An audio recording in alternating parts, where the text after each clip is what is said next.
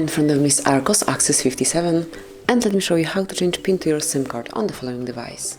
So first of all, you have to open the settings, then find and select security and password, and here go to security.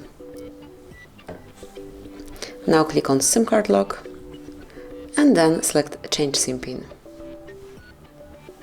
And at first you have to enter the current one, so in my case it is 1234.